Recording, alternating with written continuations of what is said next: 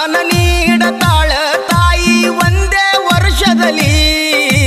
ಕಂಕನ ಭಾಗ್ಯ ಕರುಣಿಸುತ್ತಾಳ ಬೀಬಿ ಫಾತಿಮಾ ಇಲ್ಲಿ ಭಕ್ತಿ ಇರಬೇಕ ಮನದಲ್ಲಿ ಧರ್ಮದ ಸಂಕೇತವಾಗಿ ನೆಲೆಸಾಳ ಆಯಟ್ಟಿ ಗ್ರಾಮದಲ್ಲಿ ಪಾಪ ಕರ್ಮವ ಕಳಿಬೇಕಂದರ ಬರ್ಬೇಕ್ರಿ ನೀವು ಇಲ್ಲಿ